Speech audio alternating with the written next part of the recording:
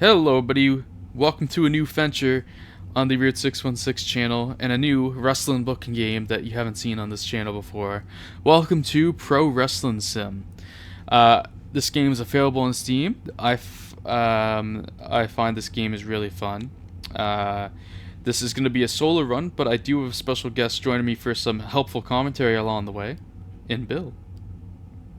Push DJ Gabriel. See, that's the type of helpful commentary we're probably gonna get here. So Bill will hop in and out whenever during this quote unquote solo run, but I'm gonna be doing the booking, and Bill's just kind of here to make comments and poke fun as we go along. And if you're wondering, During the booking, I periodically advise on the booking direction, but this is very much Ryan's thing. yeah, this is in a way, this is almost a passion project for me because 2006 WWE, which is what we're doing, by the way, which I'll get more into in a second, is very much a nostalgia point in my wrestling fandom because that's the year I really got into wrestling somehow. But that was like, It's a pretty big passion point for me, actually, too, because it's when I got back into wrestling after a layoff of a couple of years.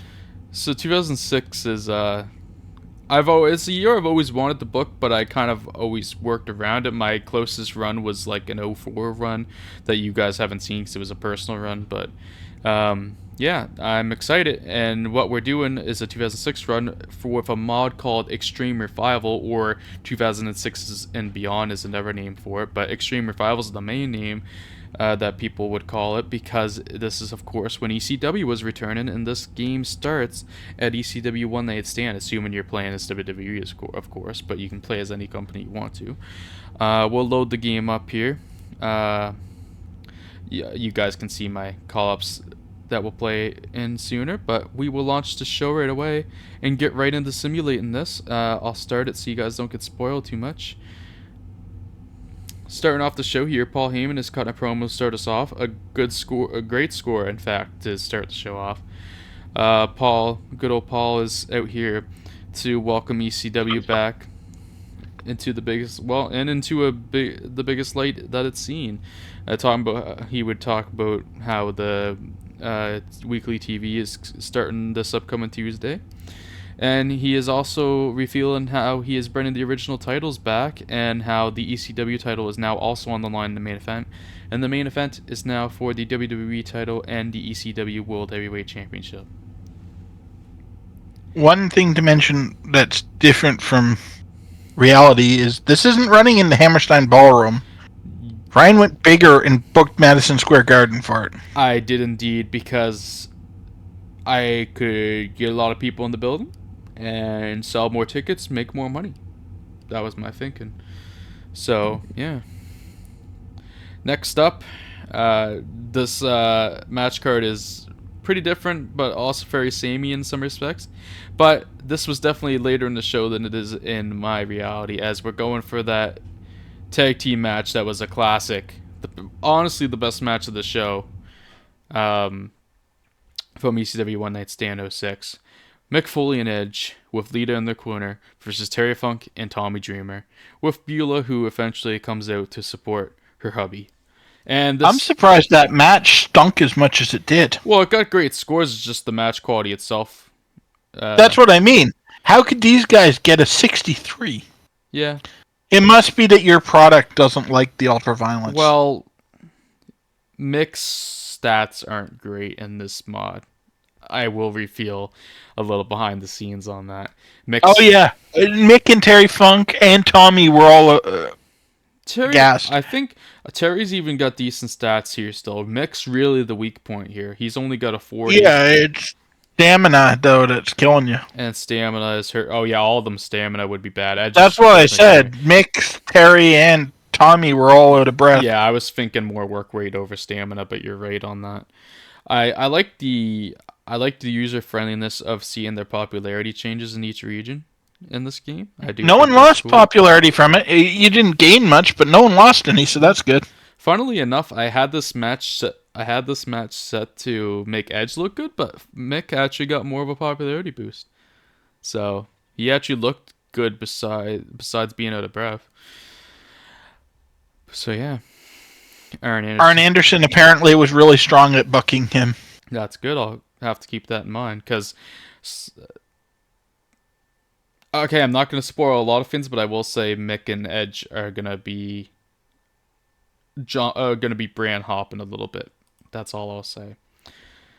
Okay, this match got a solid match quality. The ratings are a little lower, but still solid. I mean, you only had one guy that the mainstream WWE audience gives a shit about in this match, so that's probably why. Also true. But we've got... Although he did have a nice crowd reaction. We got Rey Mysterio versus Masato Tanaka versus Mike Awesome in a 3-way dance. Rey put his World Heavyweight Championship on the line and successfully retained. Got a solid boost here, and nobody lost. Both Tanaka and Awesome got gassed in it, though. Yeah, I mean, they're both... Might be a good thing to keep in mind that we do shorter matches for ECW. True. A lot of the guys seem to have stamina issues. I mean, I have a lot I'm going to want to fit on those shows probably anyway, so that's probably good that I do shorter matches, so that's fine. And to be fair, that does make sense because neither of those guys are really in their prime anymore at this point. So, which is funny because Masato Tanaka is still wrestling to this day, by the way. But, but yeah, the fact that people don't stop doesn't necessarily mean they're still in their prime. No. Look at how long Terry Funk kept going. I mean, definitely. Look at Ric Flair still wanting another match. Yeah, thanks for reminding us of that. But yeah, I rehired Masato Tanaka and Mike Awesome both, so they will actually be in ECW going forward. You will see a lot of familiar faces and a lot of new faces for the ECW brand, and some for other brands as well. I have more roster depth than they did at this time. I want to do this. I want to give this a proper shot to make ECW successful. Sabu versus CW, the return in CW Anderson, by the way. This match is purely just here to make Sabu look good and get his spots in. CW Anderson can't even go 8 minutes, so I'll keep that in mind. Good thing he's going to lose a lot. That's not accurate. That actually isn't accurate. He actually had good stamina. That man, you couldn't tire him out. Yeah. He wasn't exciting, but he could go for hours. You know what? These ratings are pretty accurate looking, so this is just the match to have Sabu get his shit in, so... Apparently, Sabu's shit doesn't fly with a WWE audience. The match would have probably been better without all the chaos. Yeah.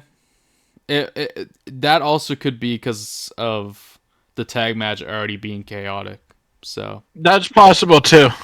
I'm wondering. There's still. I don't know the guts of this nearly as well as I do TEW, where I have a pretty good feeling of why it gives ratings it does. The thing is, I don't either. I'm still playing around with a lot of this game and its functions and its and everything. So. I still think it was the right choice to add chaos to a Sabu match. Yeah, I mean that just logically makes sense. So I don't regret it still, even if it didn't carry over to the game. Yeah, it may not have performed well, but there's a decent chance this match wouldn't have performed well on the card anyway. Like, these ratings seem about right for what you probably would have gotten with this match. Yeah.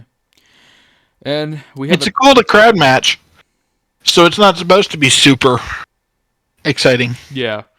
And also, to be quite frank about it, too, this match also was here just to fill the remaining time that we had left, too. Well, that I had left. Yeah. And now we move on to another three-way dance, which is a match very OG ECW-esque, and here the pop me as well. As we, I mean, it did okay, I guess. Ooh. But there's a lot of red. I thought this would have been a lot better. I was... Oh, I thought this might happen. They weren't good enough to steal the show. Yeah, no, and... I played the risky game by doing it, but I took the risk, so... And it was too long. They're all out of breath. Yeah. I could have been worse, to be fair, so, I mean, and Tajiri and Whipwreck still got their popularity, so I'm not too upset over it. Dean worked well with everybody. It was a three-way dance. The Mexicools, they didn't get a segment to, like, announce it properly, but they're transferring over to the ECW brand. Tajiri and Ripwreck are Yoshihiro Tajiri and Mikey Ripwreck are reunited as a tag team, and the full-blooded Italians are here back in ECW. They both had jobs at this point, so they're not rehired or anything. But yeah, a three-way dance, very OG ECW. And You didn't give this match that much time. I'm surprised Nunzio and Mama Luke were out of breath. yeah, I think I get the other guys because they weren't really working regularly, but those two guys should have been able to hold it together. no. Mikey is the real weak point here. Psychosis probably too. Super Crazy and Shajiri should have been able to hold it in '06. Yeah, and honestly, Mikey should have too because his gimmick is that he's not very good, so he wouldn't have had to do a lot. Yeah. It would have been a lot of being scared of the other guys and lying around. So it's not exactly a grueling style that he would have had to work. Yeah. And if this game was a little more in depth, a lot of these tag matches with Tajiri and Ripwrecker would probably see Tajiri working most of the match anyway. So That's what I mean. Like Mikey, the whole gimmick is Tajiri's carrying Mikey. yeah, Although I do like that both Tajiri and Mikey actually helped everyone else do better yeah, because they're good. veterans. Yeah, that's great. They're gonna be an important team in the ECW tag division. So Oh yeah, because to be clear to people watching, when I say Mikey's not very good, I'm talking about the character of Mikey, not the performer. yeah. Okay, next up. Oh, here we go. Everybody got popped. This did well. I like it. This is perfect because this is important as the Impact players have returned and they are back in ECW. Lance Storm, fuck you. You're not retiring in peace in my world. The original Impact players of Lance Storm and Just Incredible with their valet, Dawn Marie. We're not going to talk about that other guy that was in the group at one point. I don't even remember his name. But they're back in ECW. They attack Tajiri and Whipwreck, and then they get on the mic and announce how they are back. Here to make an impact in ECW. And that's not a TNA pun either. I'm sure people, the smart fans, would have something to say, even though this was a previous act. So yeah, pretty excited for the ECW Tag Division, getting these guys back. I needed some direction for Just Incredible, and I love Lance Storm, so seemed pretty 2+2 situation, if you ask me. Plus, why not give Dawn Marie a job either? Because WWE wrongfully fired her too. So yeah. Just looking at how well the segment performed, you might want to loan them out to other brands for a while, given the dire state of your tag divisions. Very true. You you all stick around and you will see how the rebuilding process of tag team divisions in this company is gonna be, because '06 was a rough year. Yeah, this was peak WWE doesn't give a shit about tag team wrestling. It very much is. Yeah. Next up, a match to happen in real life. Running it back. This is the... I just remembered I don't have any actual storylines made, but that's kind of fine for this show because there will be some stuff that carries through after this show, but for the most part, it kind of is its own thing, so I didn't need storylines going into this one necessarily. But in our headcanon, this will be the blow-off to the Kurt Angle and Randy Orton feud that was going on around this time in '06. Big pop boost for Angle here. Holy shit. You don't see the full point and something a lot in this game. He almost got 2 points in Europe. Yeah, that's pretty crazy actually. I don't know if I've seen a boost that high yet in this game. And he didn't steal a lot of popularity from Randy, so that's really good because we don't want to be burying Randy in '06. That's true. Especially because we need to build some people on Raw as well that can challenge people like John Cena. And yeah, I mean, Randy's obviously, for anyone that's actually watched WWE, he's going to be a main eventer for the next 10 years, easy. Yeah. I mean, a really good match. It scores well. Solid rating. I'm happy with this. We needed that. We did need this. A solid penultimate matchup on this show. Star power Randy Orton helped, so he's got great star power. Good to note. Which makes sense. He should. Now we shall head into I wasn't sure he'd have it in '06 yet. I mean, it's still a year or two off until he really made it big. But you can kind of have star power and not be booked well. That's true. I just, when I was watching back then, no, he felt like a mid-carder. No, because he was in '06. He very much was a mid-carder in '06. This is when they were kind of holding him back because he kept acting out. Oh, I know the reasoning for it. I was just saying, like, it might be too early for him to have that highest star power because he really didn't show it at the time. Yeah, that's a pretty fair statement.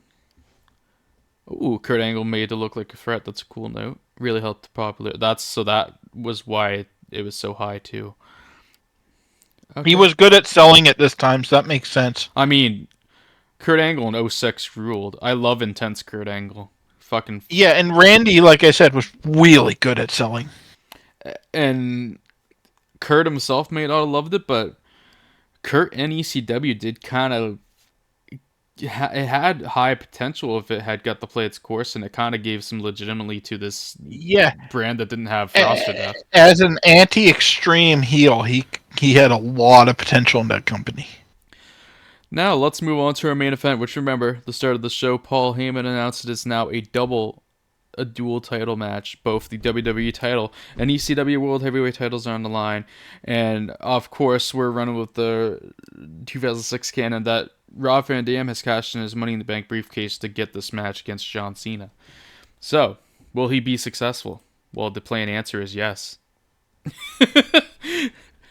The crowd did not buy. Oh my god, that match stunk.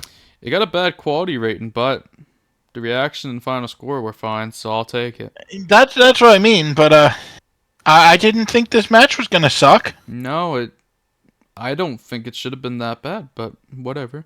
It might just be because of my bad options. I mean, apparently Rob's let's stamina. Be honest. How is Rob's stamina not good enough? I know it's a long match, but still. I think whoever made this mod doesn't like extreme wrestling. Possibly not. I don't know. Basically, all of the hardcore guys have dog shit stamina. I have found that some of the stats seem weird in this mod. I almost actually changed a few, but I decided to leave them alone. The only thing I actually changed, to be a little, pull the curtain back a little bit, the only thing I actually changed on a person, I believe, was that I made Lance Storm a full-on wrestler, not just an occasional wrestler, because I'm a mark. So that was the only thing I think I actually changed. But yeah. RVD. Because no, I was just gonna say that match should have been good in ring. It should have, yeah. Even with 06 John Cena, who wasn't exactly the most versatile of workers.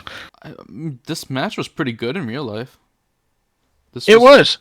I mean, the crowd hated John Cena, but that made the match better. But Cena started pulling... That's why our crowd reaction's at 86, because they hated John Cena here too. Yeah, I mean, Cena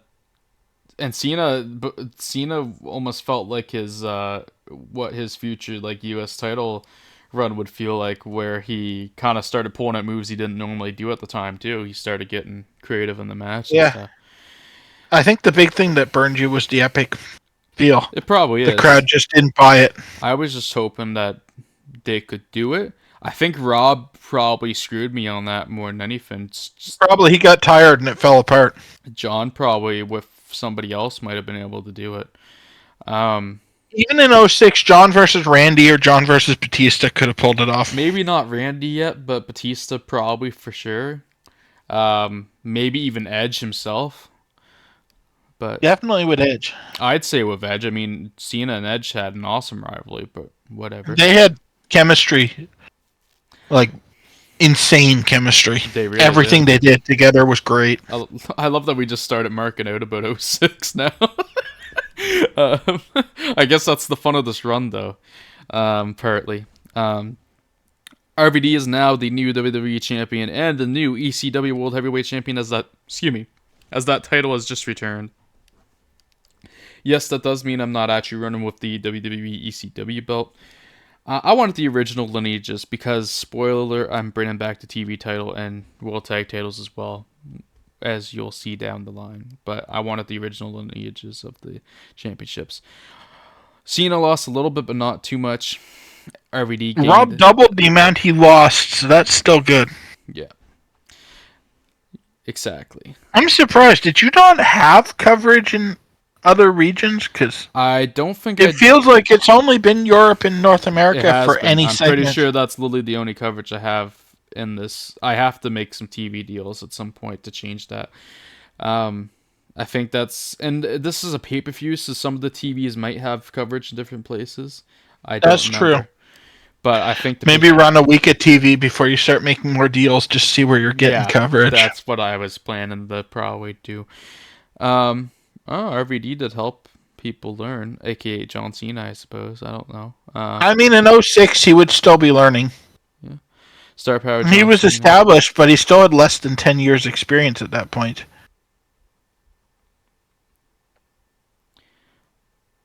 I don't think that's true. I think he started in like 92 or something. I don't think it was that recent. He was prototyping like... Oh, you mean John? Oh, no. That's what I said. I got confused. Yeah. No, that's what I was getting at. John started in 2000. John Cena's... Yeah. That's what I was thinking. Like, he's only got 6 years experience. He should still be learning from people at this point. So I got my guys confused as you were talking. So yeah, no. Yeah, no. Rob Van Dam shouldn't still be learning from people. Well, he should be, but not like triggering that off John Cena. Yeah. So we're gonna pause the recording here and end the show to see if there's anything we need to bring you guys back to see, and then we'll see where we move on from there. If this episode continues or not, we'll see. But pretty good show.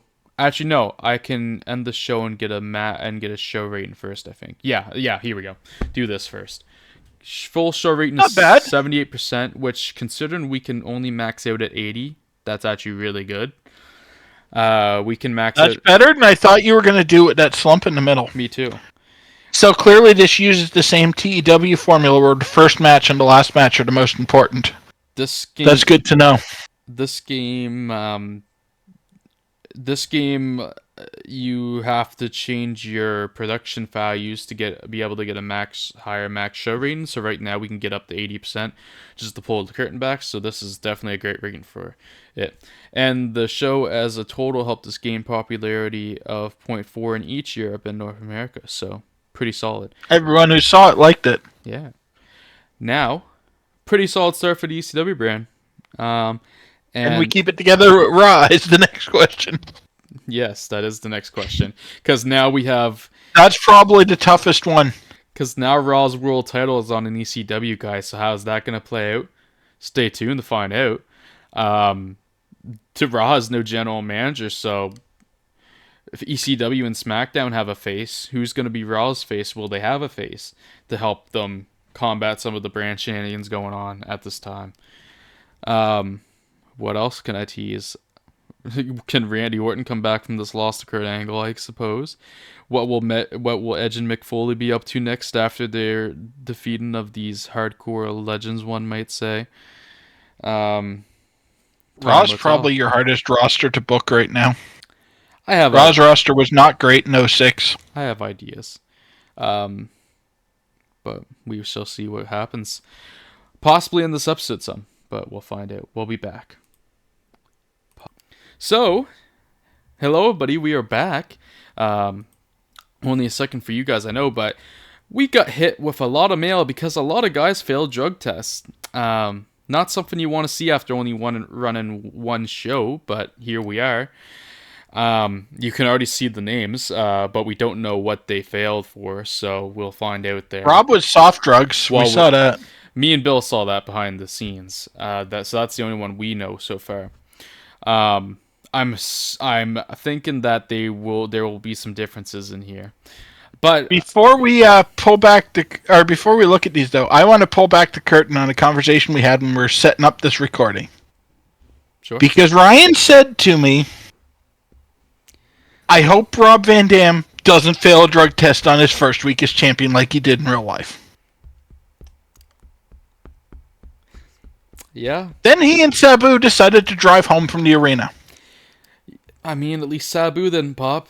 To be fair, Sabu snuggled away into haze from the car. in real life, I don't think it was a week into the run. I think it was at least 2, but I don't think it was that fast. But I actually think this breaks the record of that '06 time. But I'm pretty sure they were already having to try to get the belt off him by the first ECW TV show.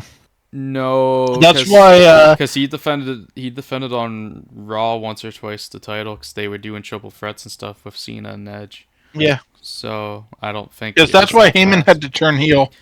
It was by the second week of July, so it was within a month that all of it went down. Yeah, it wasn't very long. I guess so. He's just speed running it for Ryan.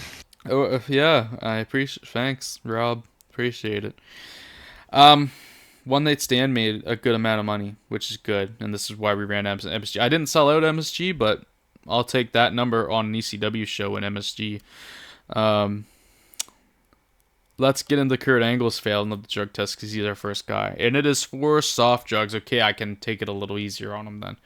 I don't really care about soft drugs as much because that pretty much means probably weed, maybe pills. I'm not sure. I don't know if pills would be I think pills would count as hard drugs. Then probably more like weed, maybe some opiates, maybe, depending on the kind. I think soft drugs is almost entirely weed and probably if you're drunk enough to get into trouble. Yeah. But that wouldn't be a drug test. That would be can't perform at a show. Yeah. So let's see our options to reply, and there's quite a few in this game. Maybe ecstasy or so would count as soft drug. Yeah, I figured there might be something else that would fall into there. So we can do nothing. Probably not the best option for Kurt's health. We can talk calmly. Last chance, speak sternly. Offer a rehab visit. Force a rehab visit. Give a small fine, medium fine, large fine. We can give a 30-day suspension, 60-day suspension, 90-day suspension, or fire him completely. It's a soft drug, so I'm thinking we'll take it easier. In real life, I mean, Kurt already had some. I was just expecting this to be pain pills.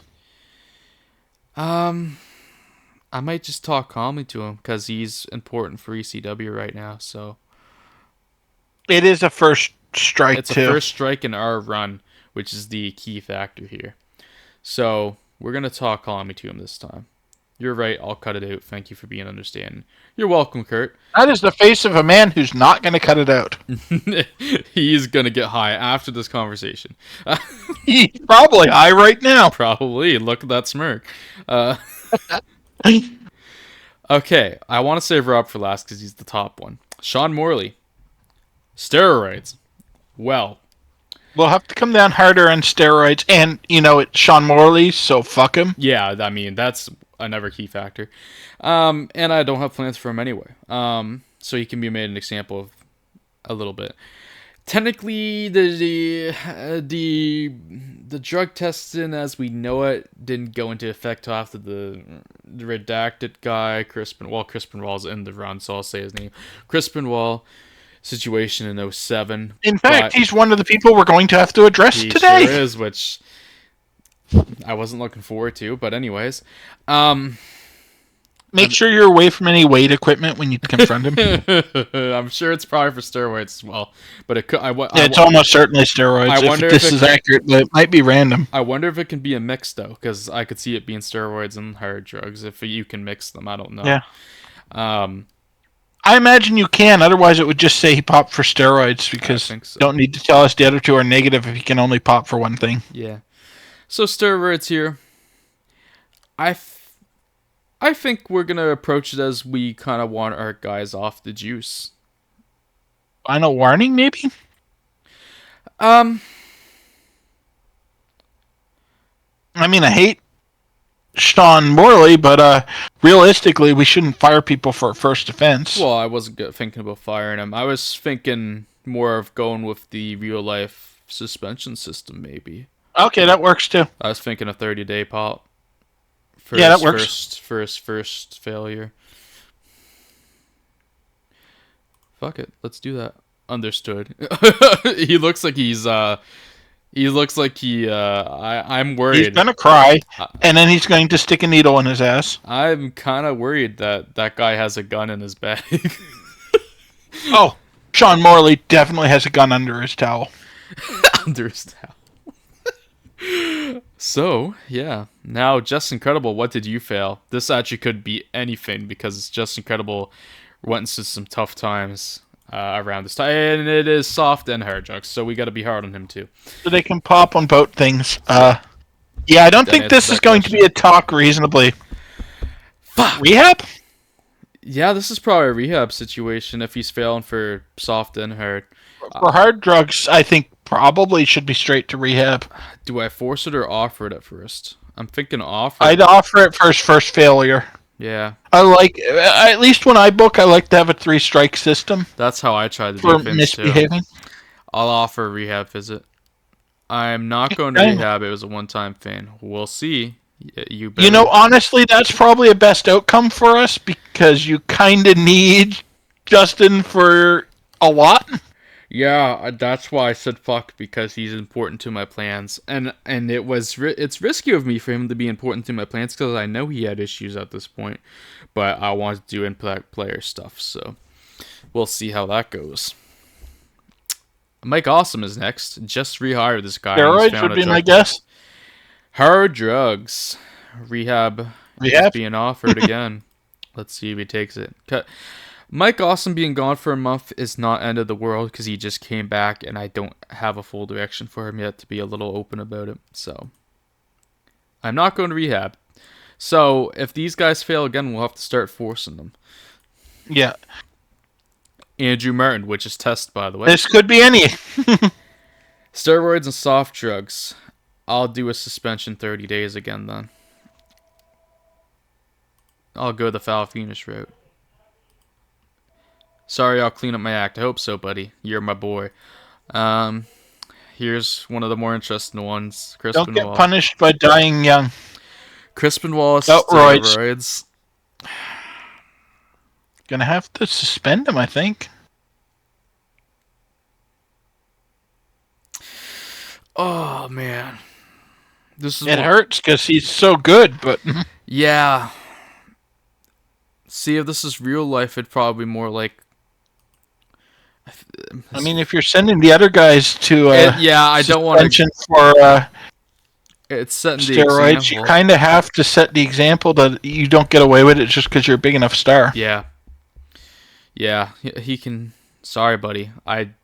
Well, not buddy. You're a terrible person at the end, but sorry. Hey, he hasn't committed murder yet. He hasn't. You were important for my SmackDown plans at some point, but you're gonna have to wait out 30 days. Understood. That's a scary face. Anyway, Joey Matthews. Good thing I didn't bring you in. He was just smoking weed. Okay, just smoking weed. You know what? That doesn't surprise me. No, Joey Matthews smoking weed is not shocking. Talk calmly like we did with Kurt. You're right. I'll cut it out. Thank you for being understanding. And last but not least, we already spoiled what it was, Soft Drugs RVD. Talk calmly as well, because he is holding 2 world titles. I need this motherfucker.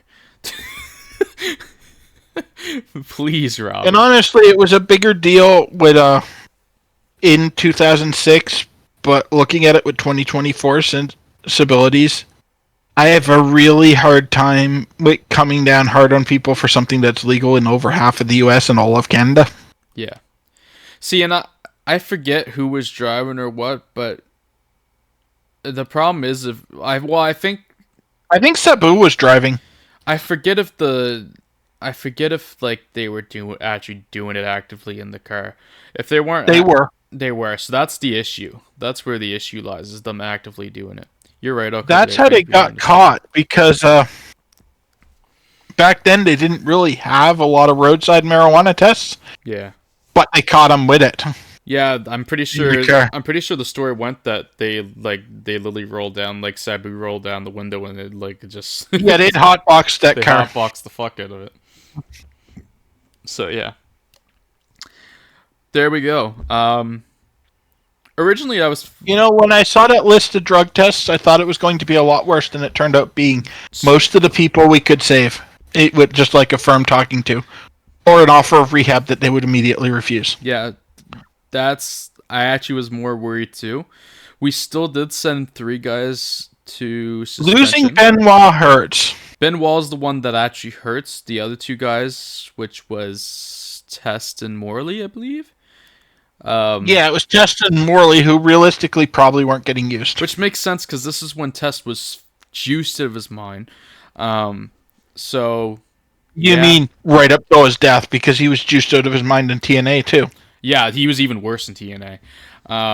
This is when he like As people paid less attention to him in WWE, he just started upping the juice to try to get attention. 2006 is when he really got go, like when he got started on it, and 2007. I remember they gave him the push at the start of the year against Bobby Lashley at the Royal Rumble and stuff, and he was starting to be noticeably bigger. But yeah, Test and Sean Morley easily can deal with not having them around for a month. I mean, Test was off TV at this time anyway. I kind of have to have an angle to bring him back, especially in ECW. Benoit does hurt. Yes, he can just roll that angle ahead to next month when he gets out. Exactly. Who knows if I was going to run it this month anyway. Chris Benoit is considered the main offender on SmackDown. So that's actually a pretty big hit. Can I work around him? Yes. But it's still a hit to a brand. You said Raw's weak. SmackDown, in terms of the depth on SmackDown, I think is actually going to be the bigger problem at this point. Because I have to build a lot on SmackDown. I mean, I have to build a lot on Raw too, but...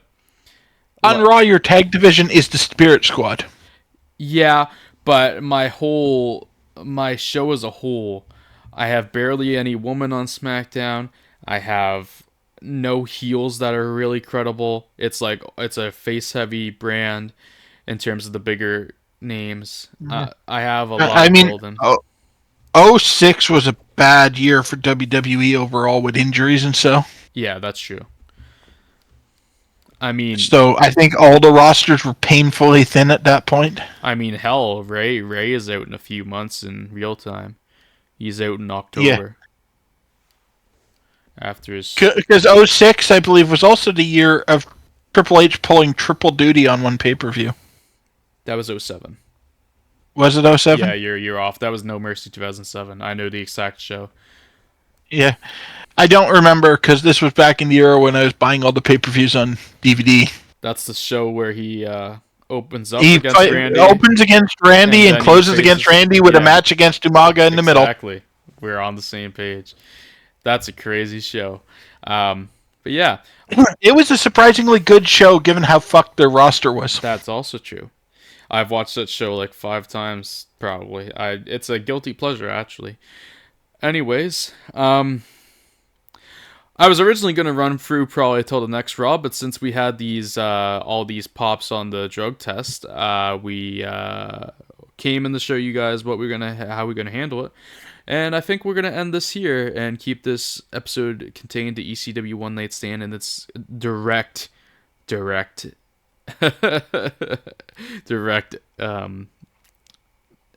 What am the word I'm looking for?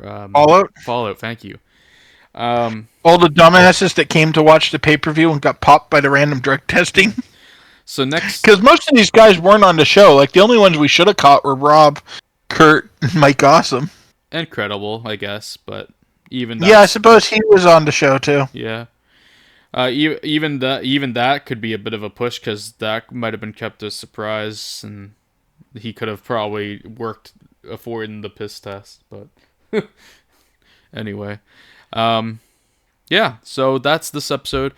Episode 2 next time we shall return and get a Sunday Night Heat. Yes, I do have to book Heat. Well, I don't have to, I suppose. I don't even have to show it if I don't want to, but I probably will anyway. I saw what Yotto Booker did to that heat. You should show it. Yeah, I probably will show it. Just There's your teaser for next episode. yeah. Well, Bill's kind of forcing my Come hand see now. what come see what the computer decided for heat. Yeah, Bill's forcing my hand now. You're gonna. I see told you I was going to spoil stuff if I thought it was funny. Yeah, you did. Bill might not be here next time, but we'll find out. Ryan will be winded from digging a hole in his backyard.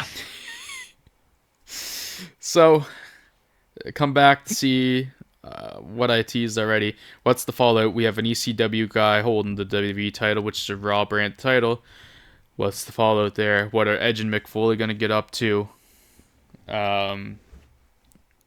Shit. There's no general manager. And that's not necessarily a bad thing in my opinion. No, I'm not a huge fan of general managers. But ECW and SmackDown both have a face, and there's brand shenanigans going on. So yeah, and it is 2006, so 2006. So will anything come? With that? General managers were a thing, however I may feel about them. And yeah, what else will come to Raw? Who knows? How is John Cena gonna handle losing his WWE title? Is another big selling point, I should say. So yeah. Stay tuned. He's going to rise above hate and never give up. That's what he's going to do. Or will he? Anyways. I mean, I don't know what you're actually planning. I just like this shit on John Cena's stupid catchphrases.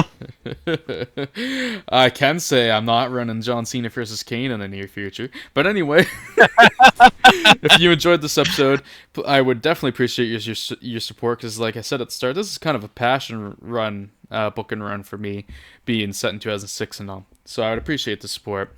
I think we both had fun with this. I wasn't even sure Bill was going to stick around for the whole time, but here we are. We had some fun. Anyways, leave a like, subscribe, comment, even share if you'd like to. I know we're not streaming this on Twitch, but go give our Twitch a follow, Crew616, because we do stream the TW series for WCW and any other game and stuff in the future that comes along. We will stream on there. That is like a group effort type deal. And anyway, guys, we will see you all in the next episode. Well, at least I will. We'll see what happens. And peace out.